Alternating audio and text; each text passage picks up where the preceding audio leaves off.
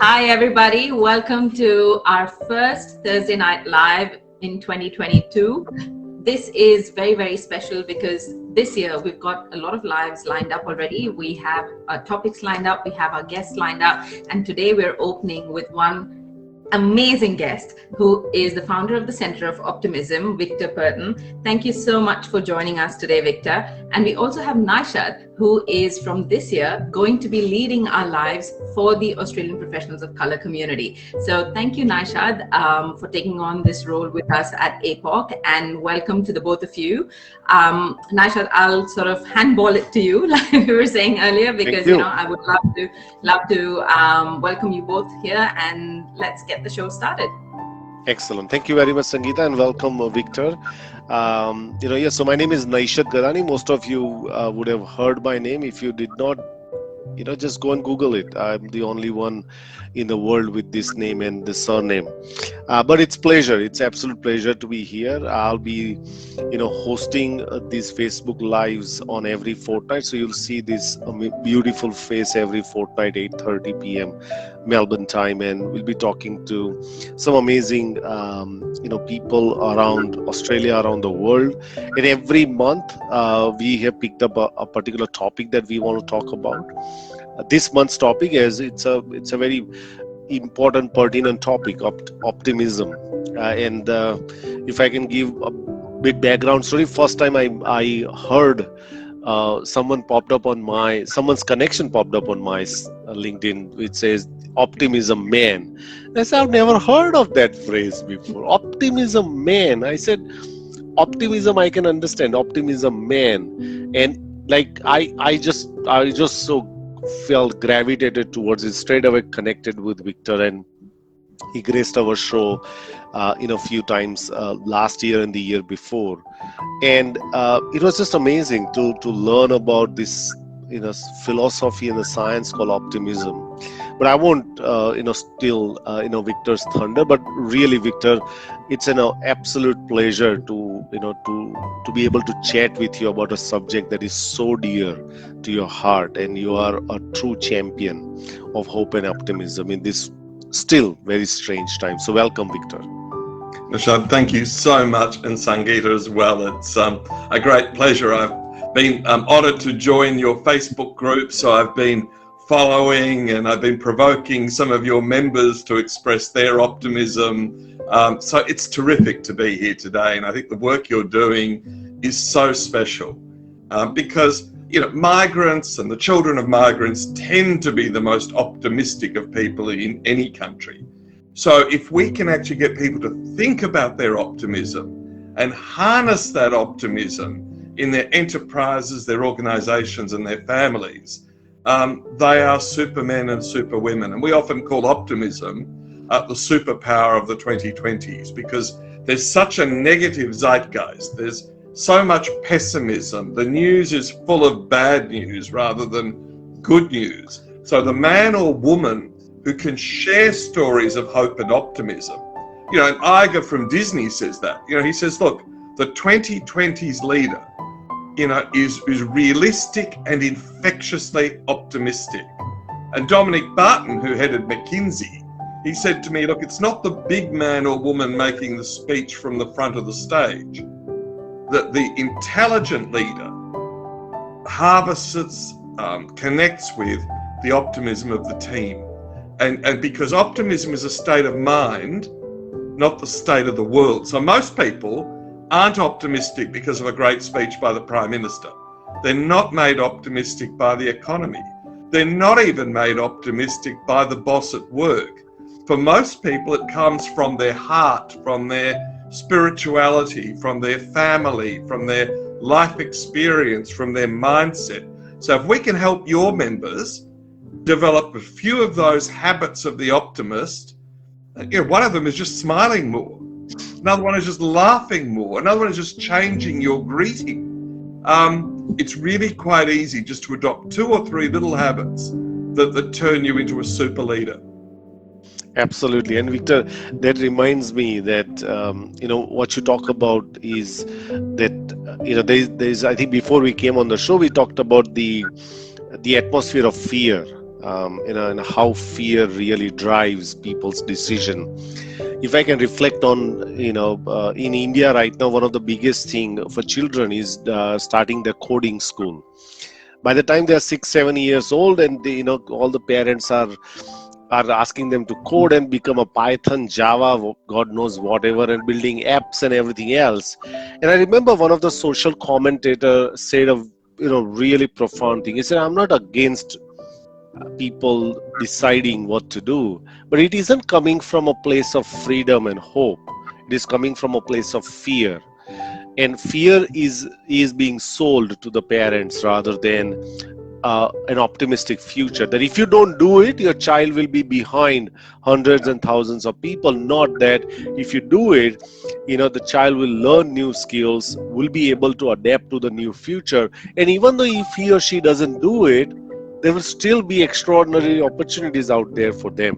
And I think that's what we are not, probably those people who recognizes this, this atmosphere of fear, can relate to it, because otherwise people are just making those decisions based on that fear, and that's what I found in this, especially in these times. I think we are still, there's still an undercurrent of anxiety, whosoever you talk with, whether that is about their living situation, whether that is about their family circumstances, about work, about business, and everything else. So it is still quite quite there, present in with all of us. So let's start with this. Well, can I just touch on Please. that? One of my board members is John Hagel, who for many decades ran the Deloitte Centre for the Edge and is one of the icons of Silicon Valley. His latest book is called The Journey Beyond Fear. And that journey beyond fear is about optimism, it's curiosity. So, but you nail it. There are so many people who sell via fear. And I once chaired a cybersecurity conference. And of course, they had the Optimism man at a cybersecurity conference. Of course, every cybersecurity company sells its product via fear. And there's every one of the speakers is being asked, what makes you optimistic? And for most of them, it was the first time in their lives. Do you know, they wanted me back. It was the happiest cybersecurity conference they'd ever had. Yeah, absolutely. So let's start with the habits, or probably let's start with this, Victor, because you have developed a a definition of optimism. What do we really, when we talk about optimism, is because sometimes there's also an element of, let's say, fake it until we make it, or I'm just going to ignore my mistakes and I'm just going to be optimistic. I'm going to put all those stuff behind and still trying to. It's like like a sheet sandwich, right? So so what is your definition of optimism? Yeah, so optimism isn't sort of la-di-da positive thinking. There's a sort of notion of positive thinking where there's a silver lining in every dark cloud. No, as you nail it. I mean, you use the word shit. Shit happens, right? There's bad stuff that happens to good people, and nobody can say that any good comes out of it, other than perhaps Nietzsche, the philosopher, who said, what doesn't kill you makes you stronger. So my favorite ancient definition comes from an English mystic, Mother Julian of Norwich, who lived through the Black Plague.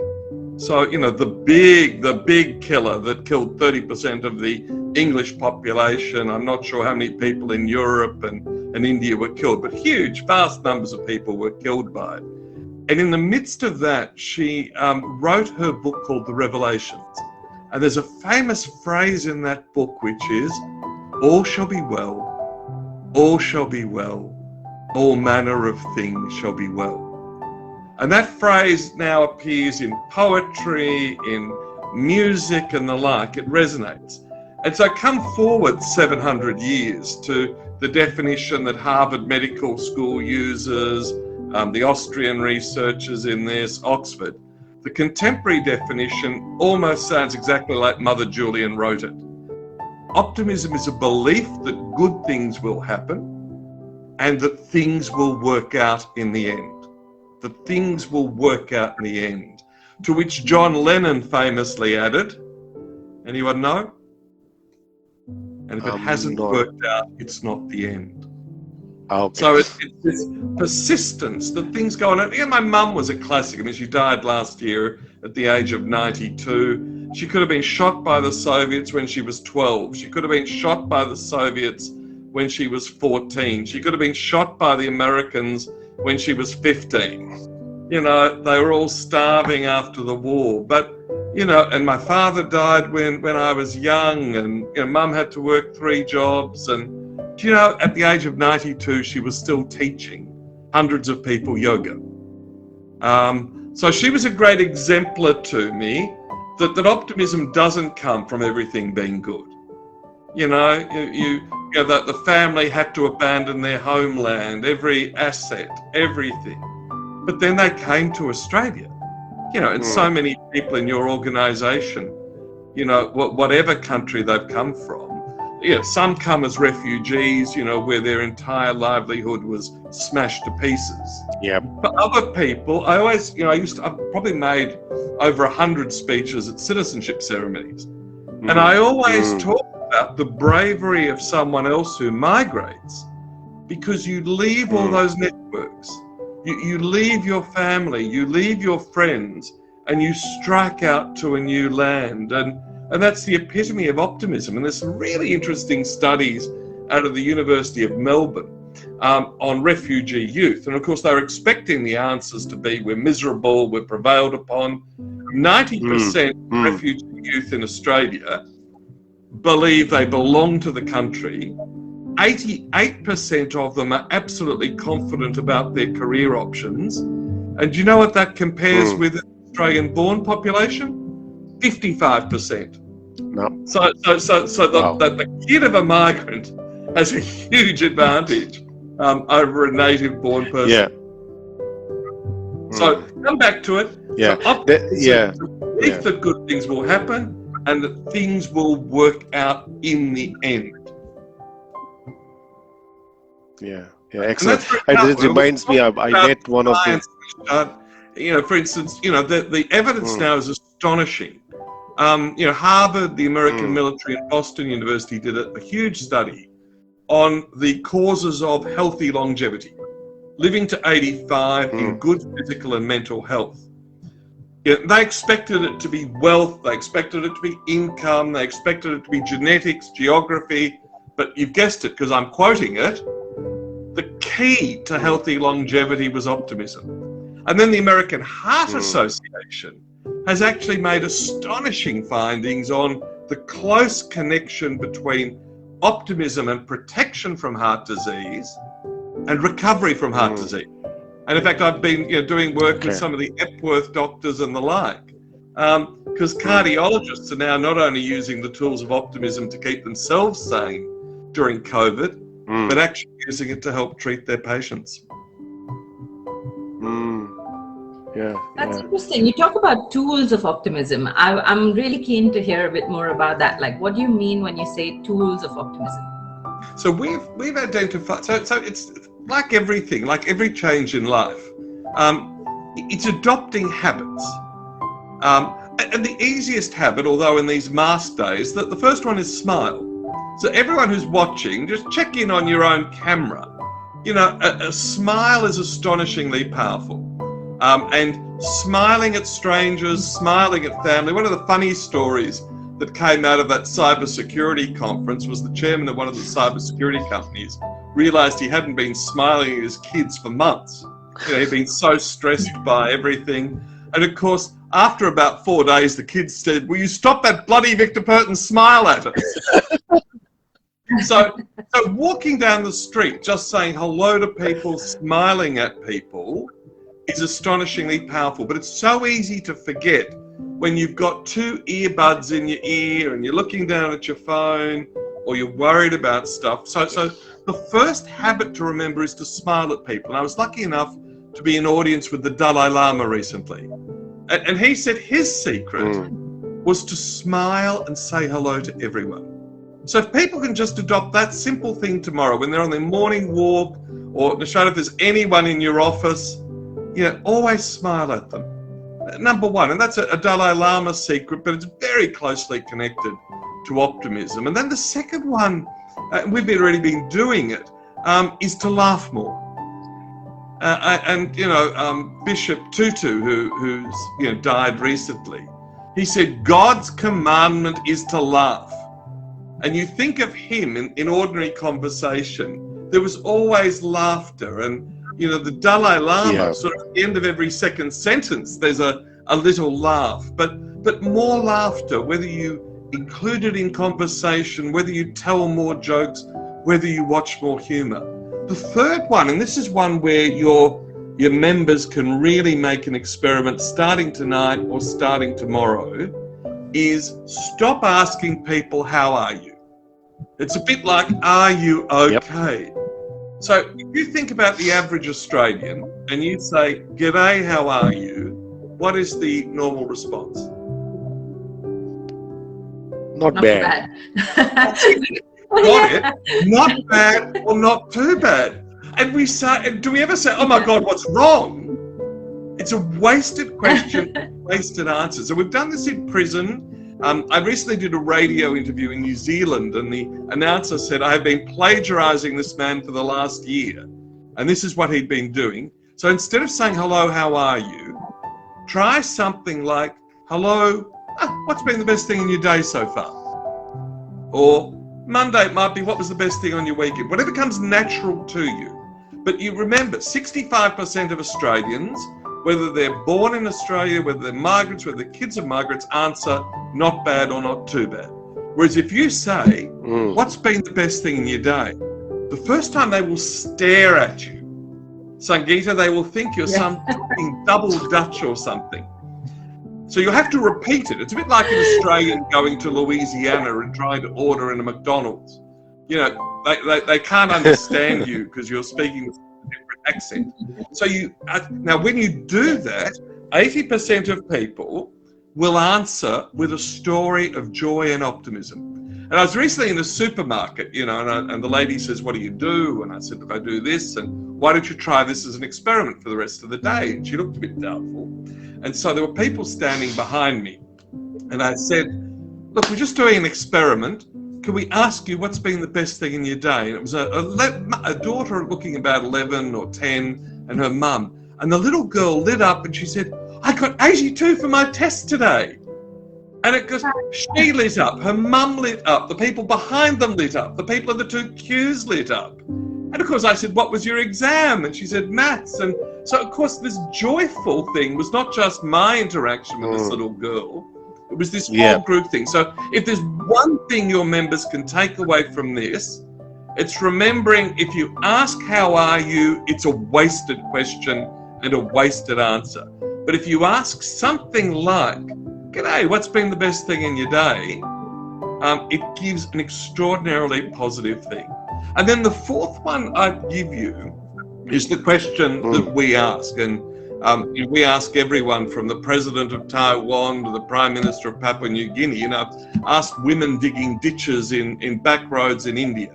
I asked this question, what makes you optimistic? What makes you optimistic? And you always get a smile when you ask that question. So everyone watching in, have a bit of a think answering it yourself. If you don't have your partner or your kids on the call, after we finish today, go and ask it. But I'm going to be very brave and I'm going to ask you too. Nishad, what makes you optimistic? I think what makes me optimistic at this point in time is the resilience of many people that I've seen around me. Despite of just enormous situations, whether there is a death in the family due to COVID, they being lost jobs, businesses going down, but they kept pushing, kept moving, not so much pushing, but kept moving. And that's what really kind of, motivates me, and that what makes me optimistic at this point. After I've done, we started to do LinkedIn live show, we have heard so many stories of people people struggle to stay afloat in this market, in context of their career and job. It is absolutely mind-boggling stuff that people. So every time I hear a story, I said, "Oh God, that's a new limit that someone is pushing." That's what makes me extraordinarily optimistic. And you're infectiously optimistic. The thing is, you are always spreading stories of hope and optimism. You're what Iger or Dominic Barton would say is the leader of the 2020s. Realistic and infectiously optimistic. And Mick Farrell, who runs ResMed, the sleep machine company, he said to me, to run a med tech company, you have to be infectiously optimistic, but it has to be based in realism. A good strategy, a good business plan, because you've already used the word, I know I can use it, and a good oh shit plan. You've got to be, realistic in life. So Sangeeta, you've already got number 1 habit of the optimist, you smile. Number 2, you laugh. Number 3, you're infectious, but tell us what makes you optimistic. Like I said before, Victor, I think for me, optimism is really about knowing that, I think it's similar to what you said earlier around knowing that everything's going to be fine in the end, but also knowing that everything that's happening to you is rigged in your favor. Like, a lot of times we bog ourselves down with situations and we think about things as if they're happening to us, and, like we're not responsible or we're not, in that space. But the minute you start assuming that responsibility and knowing that it's all in your mind, and the power of changing things is also within your hand, within your mindset, right? It's the way you look at things. And the minute you start realizing that, and realizing that situations that are happening around you, in the end, they're all for your good. And I think the minute you acknowledge that and you start accepting that bad things are happening to you, or oh shit moments are happening to you, but oh shit, it's going to be fine. I think that's people probably become more optimistic as they get older. That you actually don't reach peak optimism till you're in your 70s. Because that shit happens and the sun still rises in the morning. So life experience is a fantastic foundation. There's actually an Israeli study that's recently been published that says even in your mid-80s, the lifespan difference between an optimist and a pessimist is astonishing. Because, of course, the pessimist says life isn't worth living anymore. The optimist says my best days are ahead of me. And in fact, Queen Elizabeth, for her platinum statement just a few days ago, said, I look forward to the next year with hope and optimism. I mean, what a leader, at the age of 95, having been on the throne for 70 years, she's still going with hope and optimism. And then the other thing I'd recommend to you members is we've got this lovely free animated course on the internet called The Habits of an Optimist. So all people have to do is Google The Habits of an Optimist, and it's Project Optimism. And it takes 50 minutes, and it's got cartoons and animations and little tests, and you get a certificate on completion. And we ran that out for the British government during their first lockdown, and they just loved it. People are just in the midst of troubles and the like, to sit down and do a course on optimism. And that's there for everyone. That's free, and it's available. And then the last thing I'd recommend, so the last habit, because I could go on and on and on and spend 3 hours talking about this, is an exercise called My Best Self. Have either of you ever done it? So No, My Best I've Self. not. No. I've done it. It's used by the American military now. Yeah, so the idea is sorry, Victor. it's a visualization, mindset exercise. And so what you do, and all of your members, after we finish here, they can take a glass of wine or a cup of tea or coffee, and you spend 5 minutes imagining yourself in 5 years hence. So imagining that everything's gone right with family, with friends, with your work, that you've achieved your objectives, with society.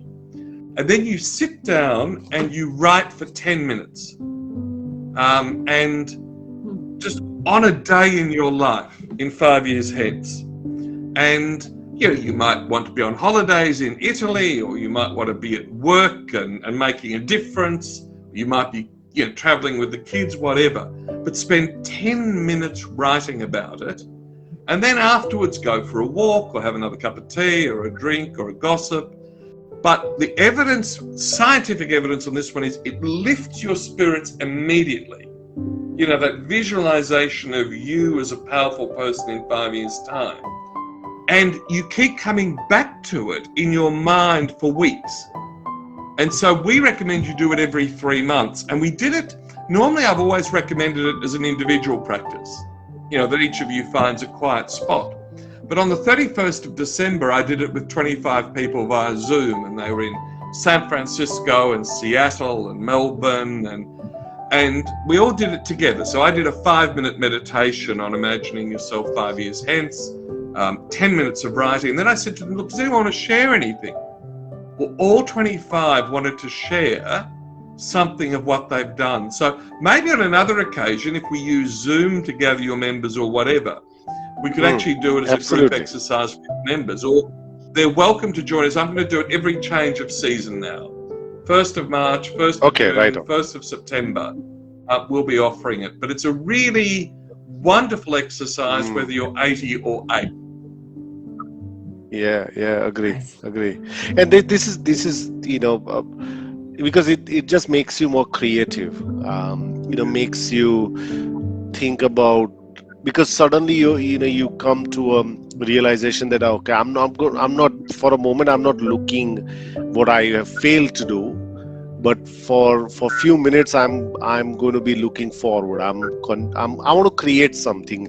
This is an exercise that I recently did a course on design thinking for careers and life, and in that we prepare an Odyssey plan where you have to prepare 3 scenarios of your life. That one is that what your life turns out or career turns out exactly how it is, where would you see yourself in 5 years?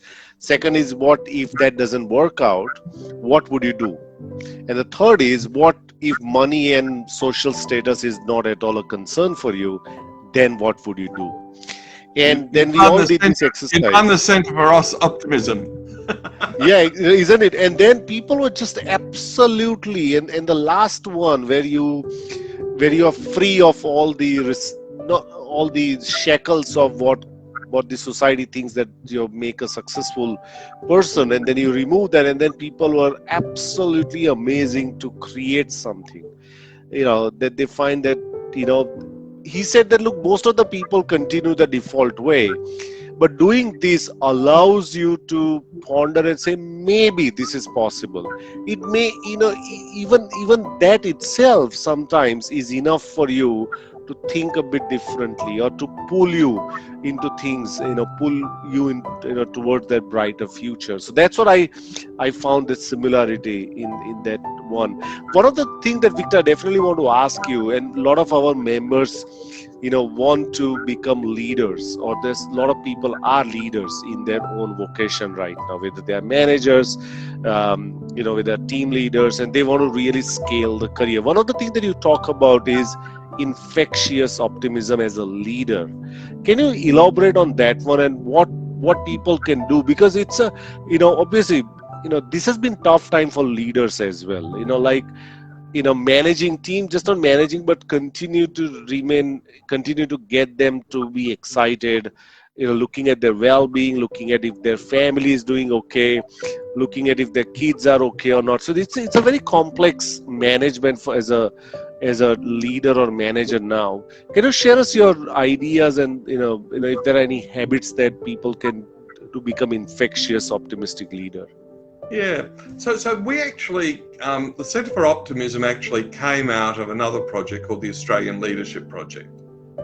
So I had worked as Trade Commissioner across North and South America, and everywhere I went, my work was made easy because of the global stereotype of Australians.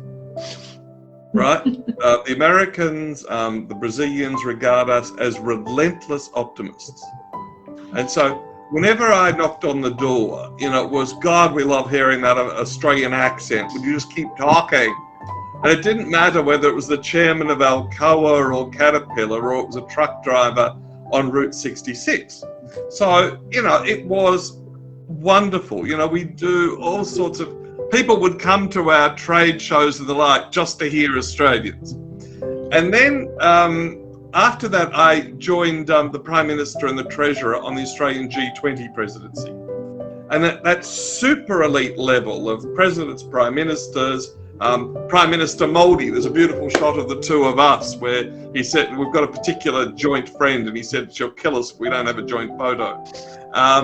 But at that super elite level, it was the same. You know, I still remember the Russian finance minister looking me in the eye and saying, Victor, I never die wondering what you think.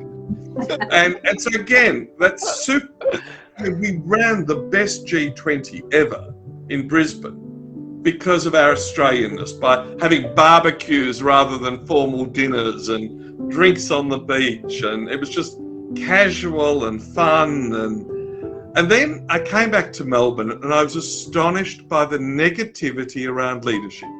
Now, politics, it doesn't matter. You know, everyone, it doesn't matter what country, even Russia and China, people joke about their leaders. So it wasn't the politics, it was this negativity around leadership, full stop. And so rather than complain about the complainers, we set up the Australian Leadership Project. We interviewed 2,500 people on the qualities of Australian leadership, and the three qualities that distinguish leadership in Australia from elsewhere. Number one is egalitarianism, right? And we are off the Richter scale. INSEAD, Harvard, all talk about that the Australian boss needs to talk to the cleaner with the same respect as the chairman. You know, the Prime Minister has to sit in the front seat of the car, not the back seat of the car.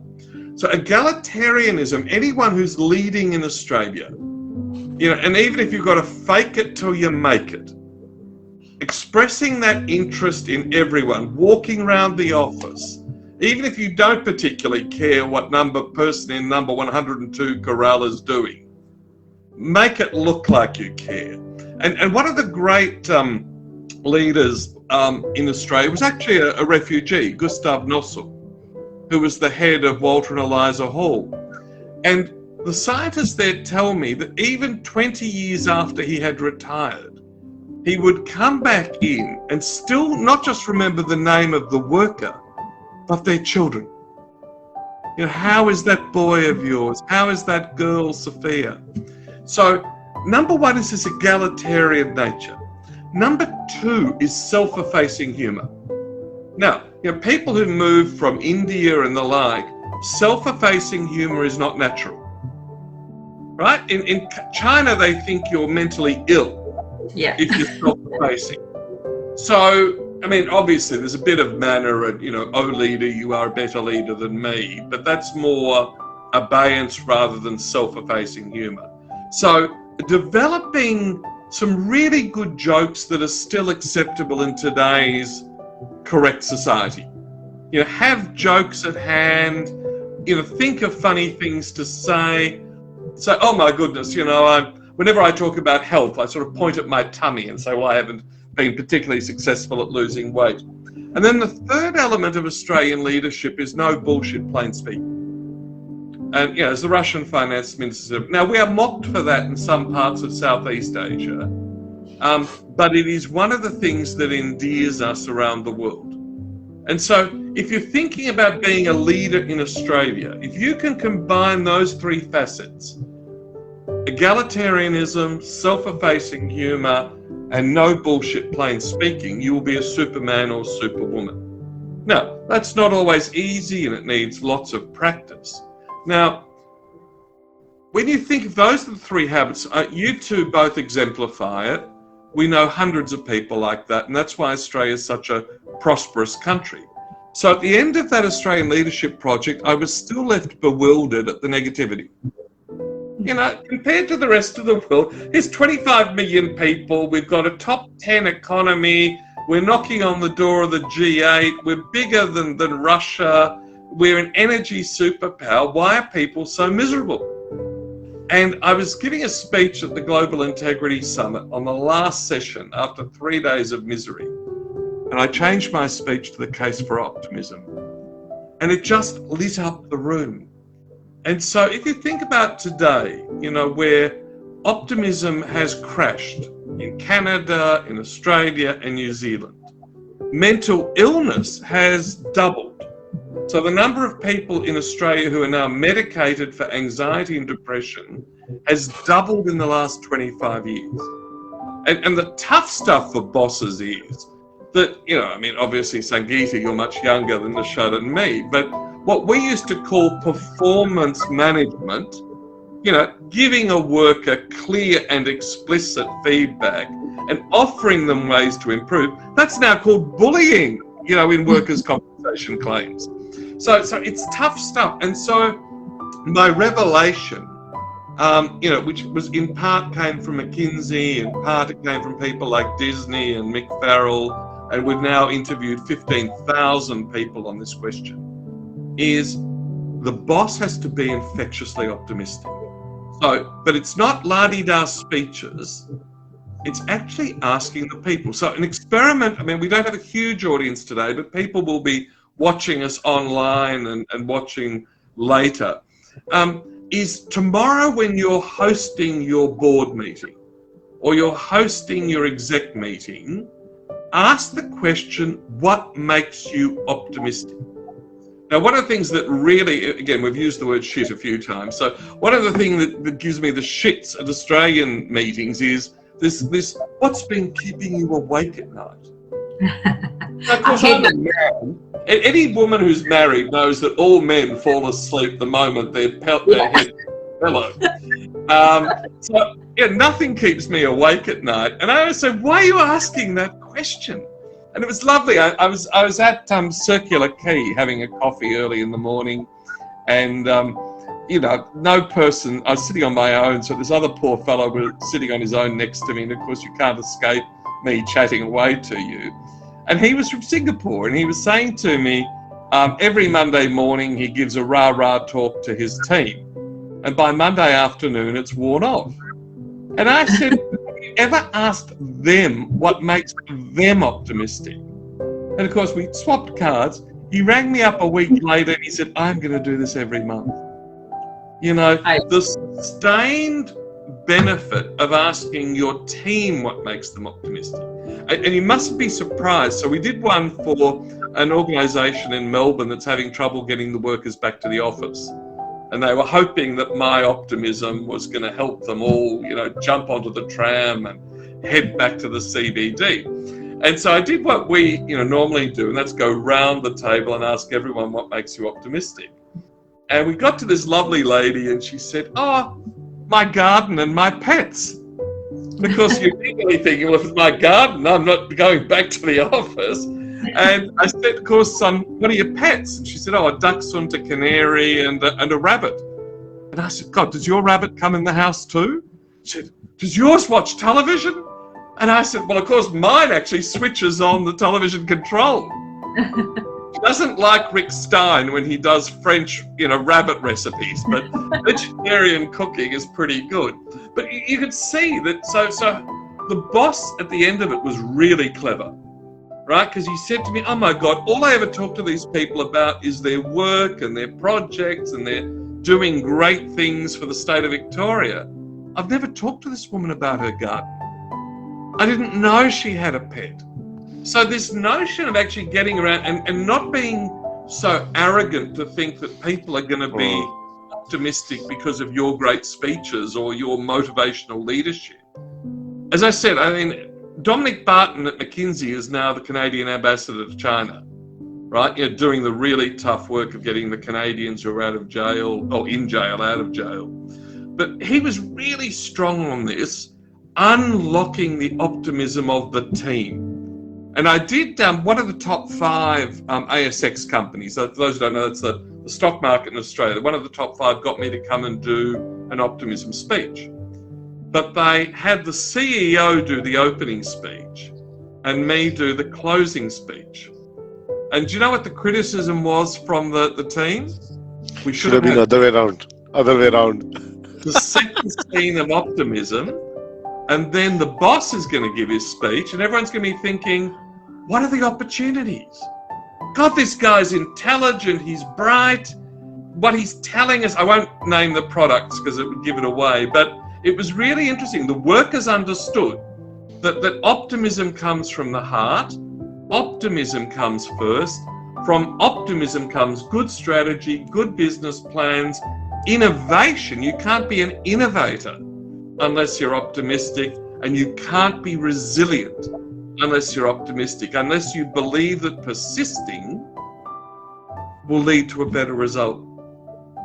It's a long answer to a question, but it's no, I think that's fantastic. This is you've given anecdotes and stories, and that's what really helps us understand in on the ground how does it happen. But I think you're absolutely right in terms of understanding Australian leadership or Australians. I remember in India, if my boss is sitting somewhere, I can't even have my tea properly because I'm just worried about what would he think that I'm slacking my time. Forget about doing anything. I remember first time there's my third job and the CEO comes in and I was having my breakfast and I stood up and he said, no, wait, you finish your breakfast, that's fine, don't worry, come and see me after it. And I said, I can't eat now, I just can't. What do you want to see me for, first of all? And now I can't eat my breakfast. And after a month or so, everybody said, no, you just have to chill out, there's nothing wrong, right? And then I remember, after a few months, I went to get a coffee and my CEO was a couple of people down, and out of courtesy I thought, should I pay for this? And we said, nah, you pay yours, I pay mine, go do that. And I just found it so liberating that I can have this kind of conversation with people. I don't need to. And most of the time I say to those migrants that I work with that Australians don't carry a chip on their shoulder, unlike Yankees. That I say, you don't carry a chip on the shoulder. Once the tools are down, you're having a beer, having a chat with the same person, and there's nothing wrong with there's absolutely a kind of normal behavior with that. So I think that's really, really, really important for us to grasp. And as coming from subcontinent, we still carry that master and slave phenomena. I don't think so. We are completely out of it.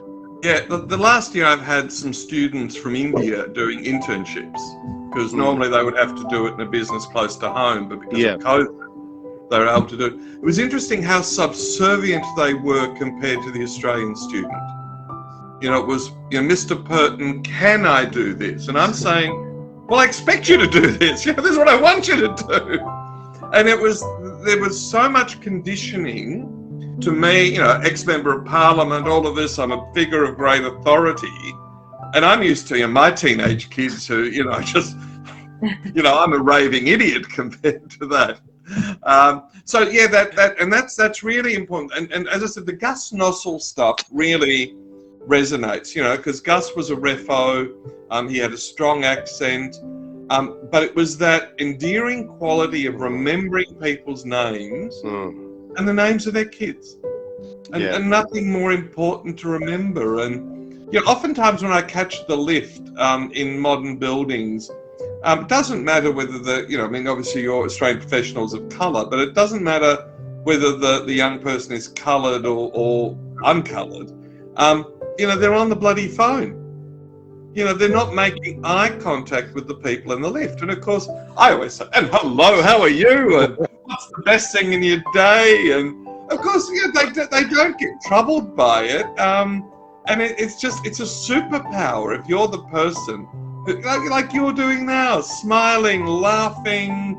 Everyone wants to be near you. But if you're the person who only does short messaging, you don't build a love relationship.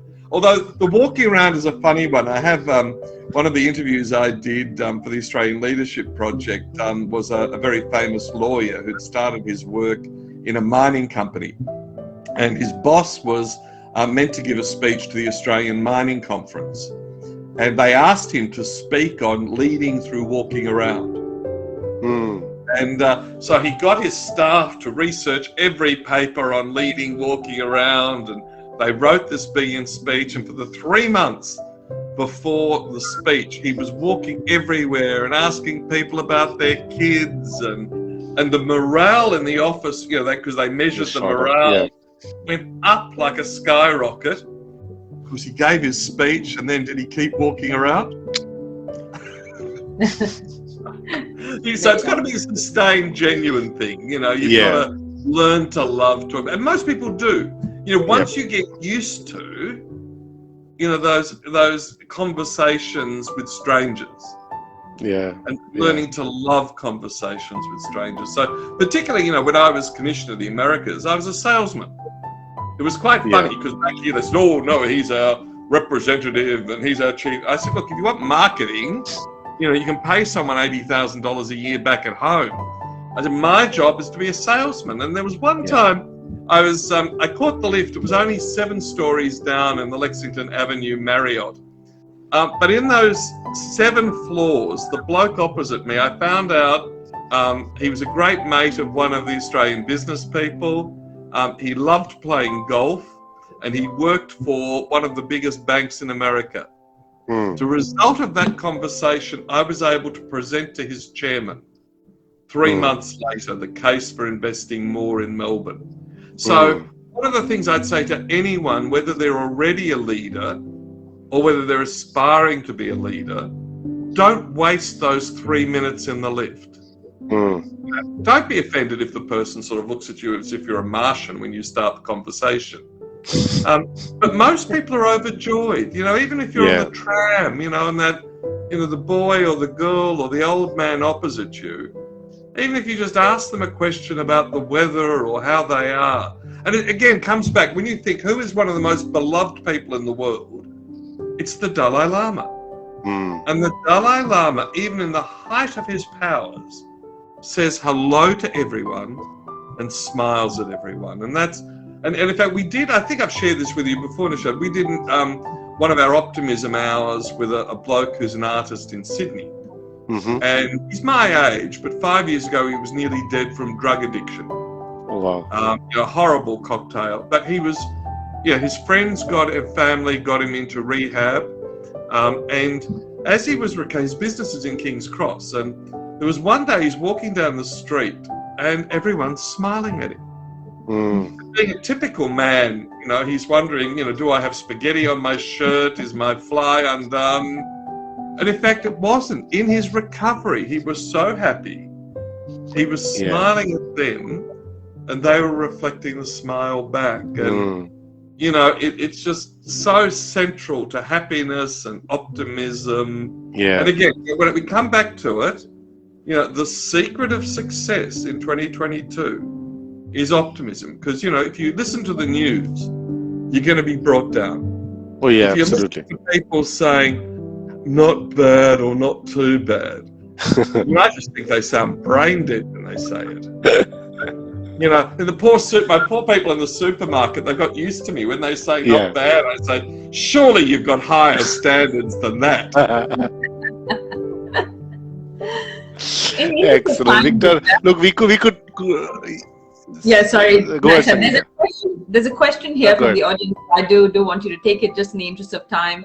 And this is also for everybody who's watching. Please do leave us questions in the comments because we will ask Victor your questions. We only have 10 minutes, so make it quick. There's a question here from Viniti, and she says, many of our members have had a very difficult start, be it having a job or starting a family. Can you suggest how we can be more optimistic when you constantly fear of bad past experiences repeating themselves? Yeah, and we started with this question of fear. Yeah. So the first thing is that exercise we talked about. You know, the my best self. You know, give it a go, try it, just sit down and write for 10 minutes. The second thing is just to start to initiate more conversations. You know, it's very hard to get that extra advantage, particularly in a foreign society. So when my parents arrived in Australia, our ethnic group was called Bolts or Bloody Bolts. My father's name was very long. It was Petronitis. And of course, there used to be jokes about peritonitis and house peritonitis. And so that's how, before I was born, the name got shortened.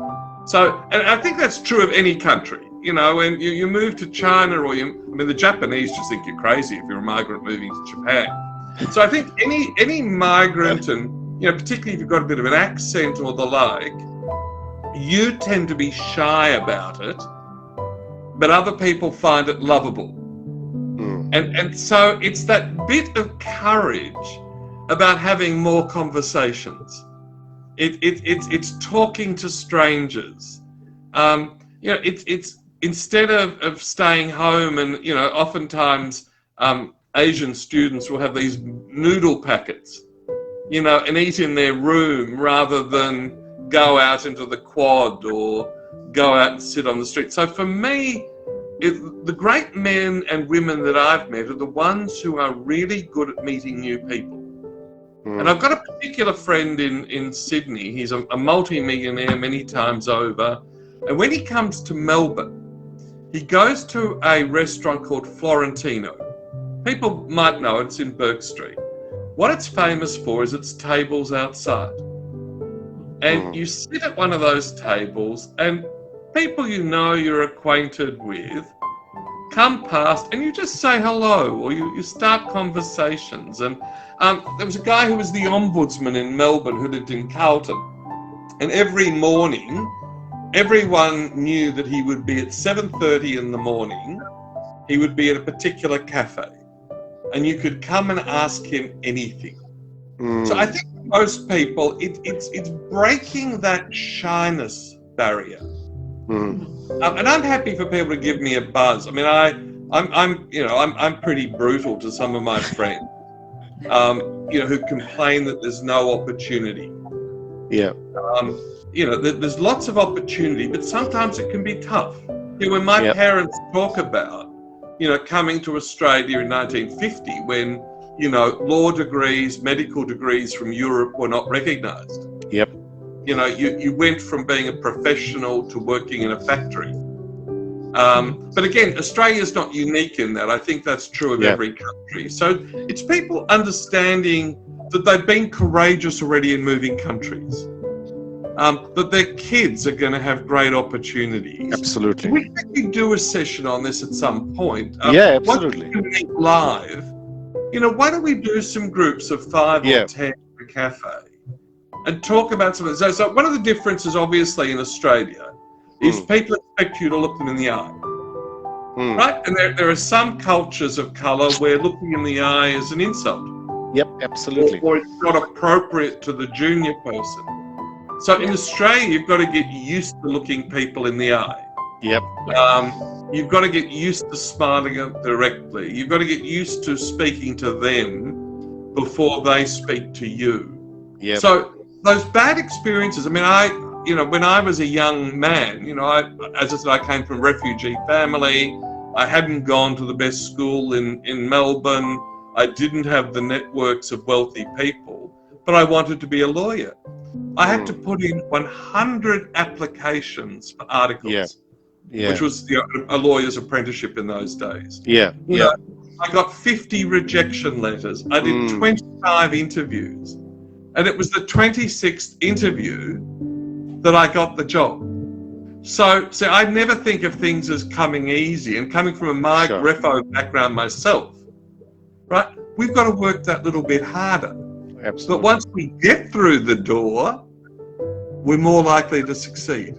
Absolutely. We actually appreciate the opportunity. We're happy to give it a go. And I think of McRobb Secondary College. It's predominantly now young women of colour, right?